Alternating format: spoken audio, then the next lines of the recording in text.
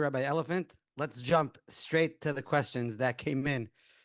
Most of them are kashrus related. So the first one, what'd you say? Why? Why?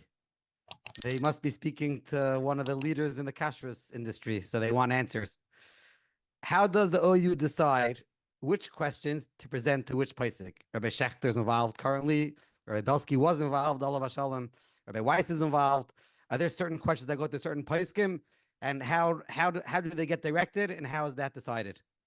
So I hate to bust anybody's bubble, but most of the questions that come up here, I tell people, we in kashrus, you might have heard, there are different tumults, there are different issues that come up.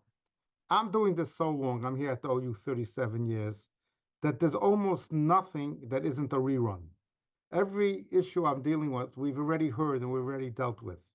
So I would say the vast majority, certainly almost up to 90% of the questions we get are questions we've all received many times and have studied those questions and have written decisions from Rabbi Belsky Zatzal, Havdil Ben Chaim, Rav Schechter Shlita, Rabbi Yoshev was most helpful to answering questions.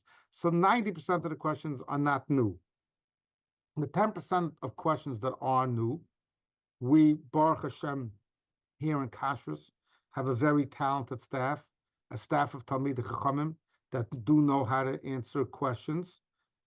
And if not, we bring the questions, whether to Rabbi Schechter, to Rabbi Genag, to Rabbi Weiss, to Rabbi Mordechai Grosser B'nai Barak.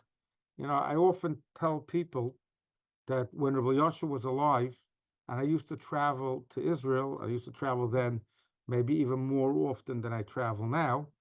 Every time I came to Israel, I had no problem getting an appointment with Rabbi Yoshev and Rabbi Yoshev giving me time.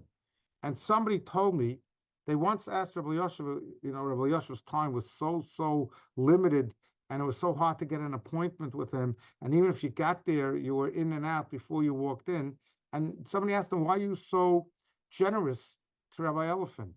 He says, because I know he's not asking for himself.